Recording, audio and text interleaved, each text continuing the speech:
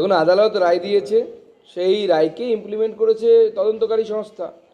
অনেক আগেই এই রায় আসা উচিত ছিল বা আদালতের সেই নির্দেশ আসা উচিত ছিল। এবং এবার বোঝা যাবে যে কালীঘাটের কালকুর যে ভোকাল কর, সেই ভোকাল কর থেকে রাস্তা কোন দিকে যাচ্ছে। নিশ্চয়ই ওখানে কোনো গুপ্তধন আছে, যে গুপ্তধনকে লুকোনোর জন্যই এত চেষ্টা এতদিন ধরে চলছিল। সেই গুপ্তধন এবার সবার সামনে আসবে, মুক্ত হবে। কোনো রকম ভাবে কি বন্ধ রাখার ব্যবস্থা করা হচ্ছিল, যেটা সেগুলো কি আর হলো না? দেখুন, চেষ্টা তো চলছিল, বোঝাই যাচ্ছিল। কারণ সুজয় কৃষ্ণ যদি ভদ্র বা কালীঘাটের কাকু, তিনি যদি মুখ খুলে দেন, তাহলে পরে উনি যে বসের কথা বলছেন, যে বসকে ধরা যায় না, ছোঁয়া যায় না, কেউ ফোনে ধরতে পারে না, সেই বস অবধি তদন্তকারী সংস্থা পৌঁছে যাবে। ডিসেম্বর ডেডলাইন ছিল ধূপগুড়ি মহকুমা হবে, ডিসেম্বর পার শেষ হয়ে গেছে, একটা বছর শেষ, জানুয়ারি চলে গেল। অভিষেক বন্দ্যোপাধ্যায়ের কথায় যারাই বিশ্বাস করবে তারাই এইভাবে ঠকবে, নতুন তো কিছু নয়। তো অভিষেক বন্দ্যোপাধ্যায়ের কথায় বিশ্বাস করে কিছু ধূপগুড়িবাসী, বেশিরভাগটা আমাদের সাথেই ছিল, আমরা সামান্য কিছু ভোটে হেরেছি, তাও আবার বাই ইলেকশনে, এটা খুব প্লাস পয়েন্ট বলে আমরা অন্ততপক্ষে রাজনৈতিকভাবে মনে করছি। এবং আগামী লোকসভা নির্বাচনে দেখতে পাবেন যে এই ধূপগুড়ি বিধানসভা থেকে ভারতীয় জনতা পার্টি হিউজ লিড পাবে। উত্তরবঙ্গে কি আশা করছি?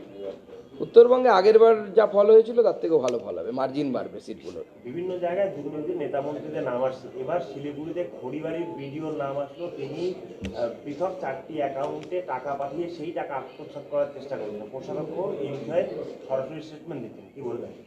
এই ভিডিওর বিরুদ্ধে তদন্ত হওয়া উচিত এবং তার সাসপেনশন হওয়া উচিত, জেলেও যাওয়া উচিত।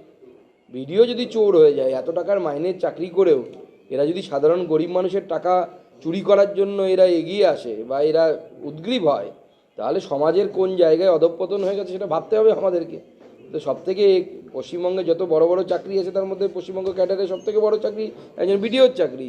এত মাইনে পাওয়ার পরে যদি এই কাজ করে, তাহলে তো খুব চিন্তার বিষয়। গতকাল বালাগড়ের বিধায়ক মনোরঞ্জন ব্যাপারীর যে দলীয় অফিস, সেখানে ভাঙচুর হয়েছে। তিনি কয়েকদিন থেকে স্থানীয় এক নেত্রীর বিরুদ্ধে কথা বলার পর গোষ্ঠীকন্দল প্রকাশ পেয়েছে। উনি এক ওনার যুবনেত্রীর বিরুদ্ধে অভিযোগ করছেন, যিনি নাকি আবার বন্দুক নিয়ে ঘুরে বেড়ান বা বন্দুকালা বডিগার্ড নিয়ে ঘুরে বেড়ান।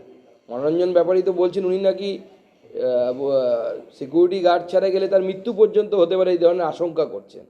তাহলে বলাগড়ে সাধারণ মানুষের অবস্থা ভাবুন। মনোরঞ্জন ব্যাপারী শুধু একজন বিধায়ক নন, একজন সাহিত্যিক, পুরস্কারও পেয়েছেন, বাংলাদেশ থেকে তারা খেয়ে এপারে আসা ব্যক্তি। তো সে নিজে বিধায়ক হয়ে, একজন সাহিত্যিক হয়ে, বিশিষ্ট ব্যক্তি হয়ে জীবন তার সুরক্ষিত নয় তৃণমূল কংগ্রেসের অপর এক নেত্রী দ্বারা।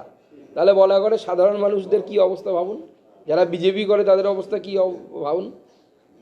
আব্দুল করিম চৌধুরী অভিষেককে বাতিজা বলে কটাক্ষ করেছে, পাশাপাশি কুণাল ঘোষকে বহিষ্কার করার কথাও তিনি জানিয়েছেন।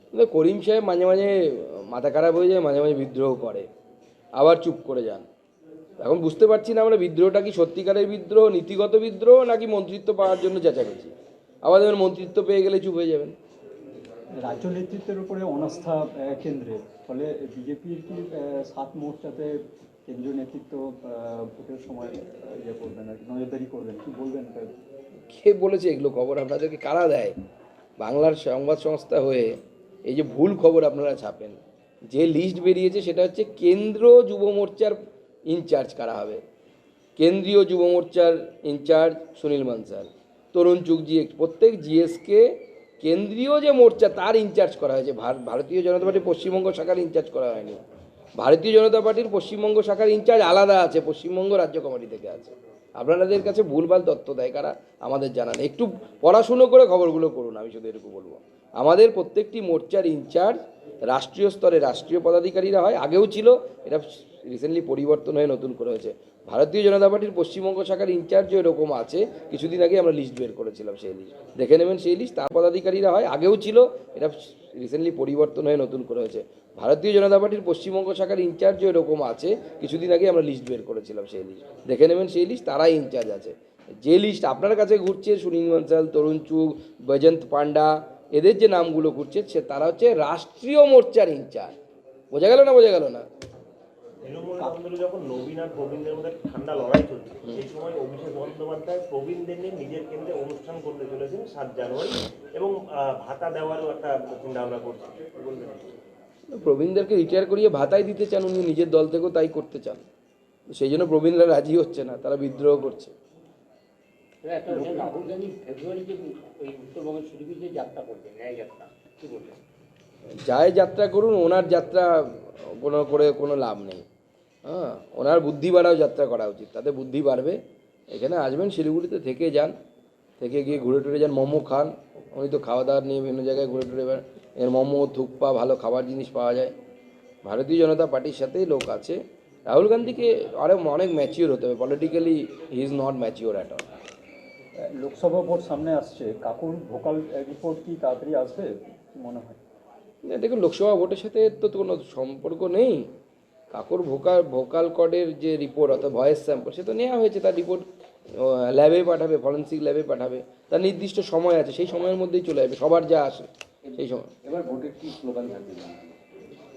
বিজেপি স্লোগান ভিত্তিক দল না, তৃণমূল স্লোগান ভিত্তিক দল। বিজেপি আইডিওলজি ভিত্তিক দল। আমরা মোদিজিকে আবার প্রধানমন্ত্রী বানাতে চাই, গোটা দেশ বানাতে চাই। 2024 মোদিজি ওয়ান্স মোর।